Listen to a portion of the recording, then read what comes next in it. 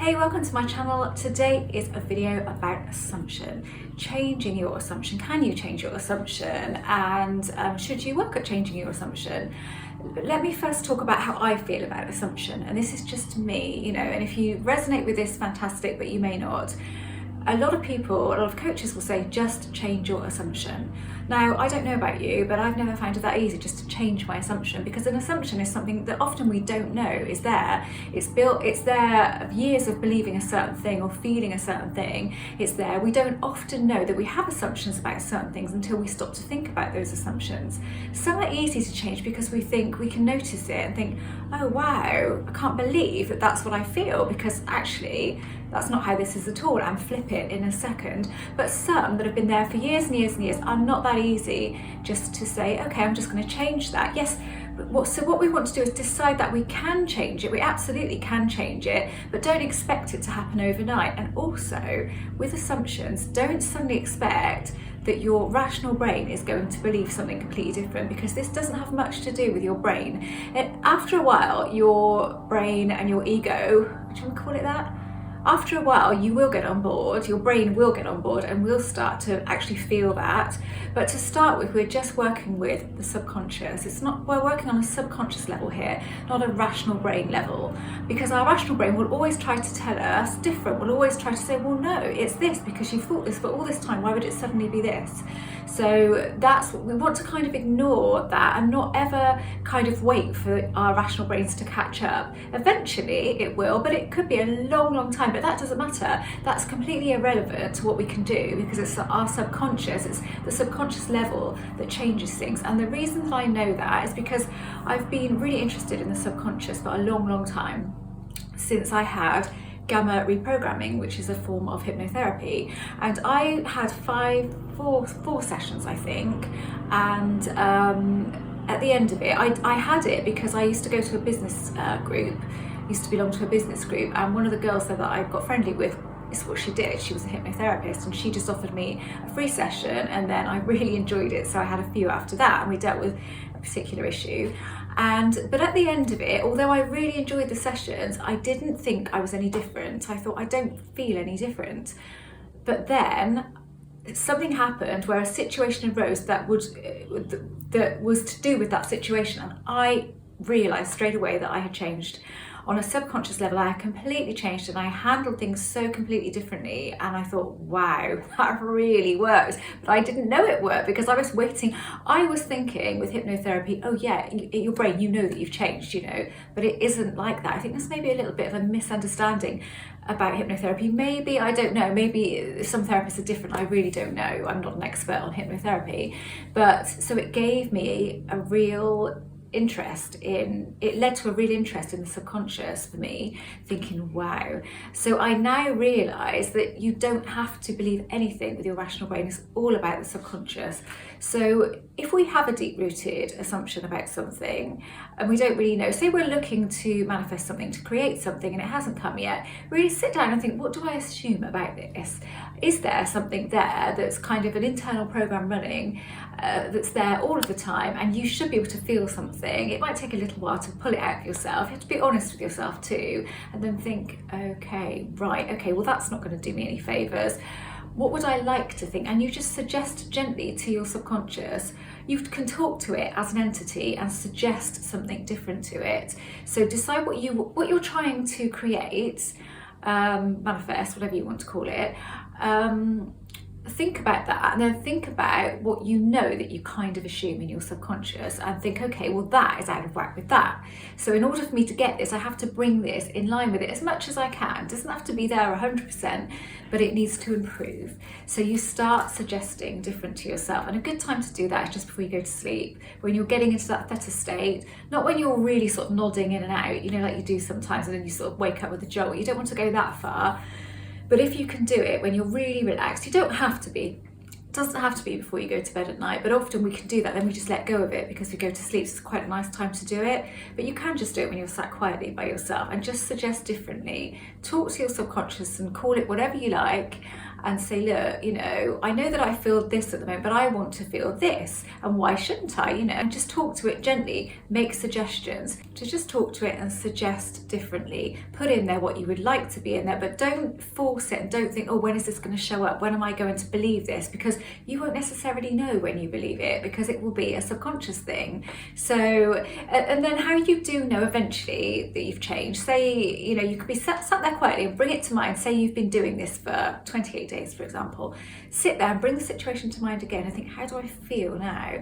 And you should notice a slight shift in your feelings. That's what I do. I just notice, to be honest, I don't even do that anymore, but I used to do that, and then notice a slight shift. I think, I feel slightly differently. I know I do, but my head will still maybe believe the other scenario, but I know that I feel slightly differently. I think when you get rid of the sort of trying to bring in line your rational brain with your subconscious, and you know that you don't have to do that, makes it a lot easier, because you're not looking for some zap where you wake up one morning and think, oh, I totally believe this now, because that's probably not going to happen. It might happen, it's never happened for me, but it might happen for you. So yes, assumptions do create what we see, but like I said, we don't always know that we're there, that they are there. So it's looking for them and finding what they are, and then working at changing them with a gentle touch rather than a forced hand. That is my way. A lot of people would disagree with me, but I'm just talking about what works for me. And I know that anytime I try to force something, I have forced letting go. I definitely have done that, and I would do that again, actually. I did it fairly recently.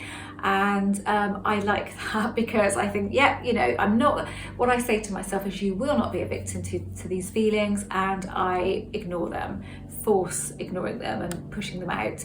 But a lot of people again would say, oh, why would you do that? But I just do what's right for me, and that if I've got to a point with something where I know I'm still holding on to it, then I will force it out. And how I do that is I just don't engage with it. I'm not going to talk too much about that, because it's a completely different topic. I tend to do that. I said I was going to keep these videos on point. So with all of this stuff, it's about taking it gently on yourself, using a light touch.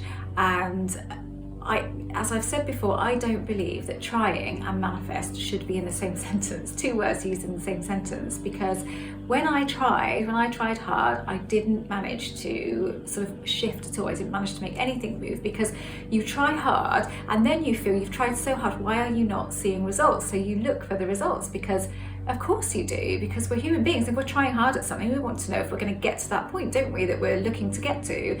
So trying hard has never worked for me, and we don't need to. After having those hypnotherapy sessions, I realised then, wow, you know, that really worked. I didn't realise it had worked.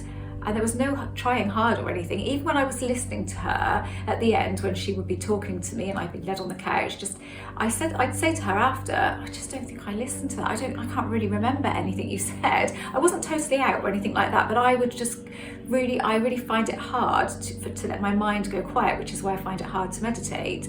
And then I'd come to the end of it and think, how could that have had any effect? Because I really wasn't in the state that I would imagine I should have to be in. I thought that I would go under more, you know, I would be sort of unaware, because I'd be kind of half asleep, I suppose. And I just think I just had, like I said, this complete misunderstanding. And she would say to me, it doesn't matter, we're not talking to your head, we're talking to your subconscious. And I think, really? This was a long time ago that I had this. And of course, that's exactly what was going on. So forcing it and then thinking, oh, did I get that? Did I understand that? Have I really taken that on board? You know, it's completely unnecessary. Your rational brain will tell you that it is necessary, but it isn't. It really isn't. So you can just suggest gently. So let's just sum it up. In order to bring your desire to you, you need to kind of get your assumptions in line with that. But I don't know if assumption is the best word to use.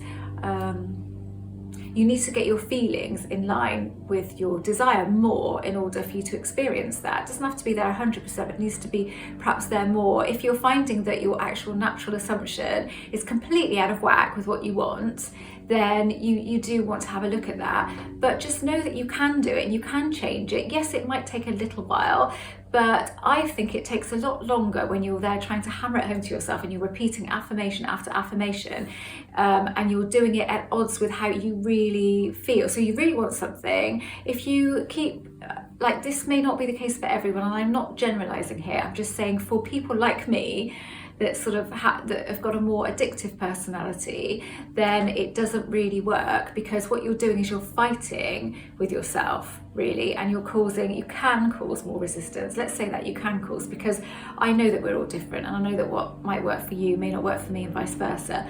But if we do it in more of a gentle, for one, doing it gentler takes that pressure off. So we're taking that pressure off ourselves, thinking, so you may think now, oh wow, really? I didn't know that. I've thought that I had to affirm, persist. Now, I have found that that is not the case.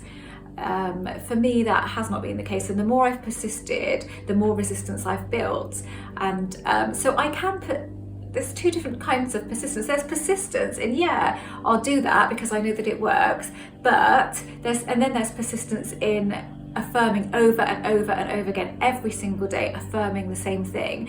Do that. If you want to do that, by all means do that, but do it for a couple of weeks and then look at it and think, how do I feel? Do I feel less resistant now, or do I feel more resistant? So I think what the key is here is to always monitor how you feel. If you're feeling good doing that, then that's brilliant, carry on doing it. But if you're not, if you then monitor those feelings and think, actually, I feel a bit crap, to be honest, so then you know that that's not your way. I don't think pushing through that with affirmations will help you.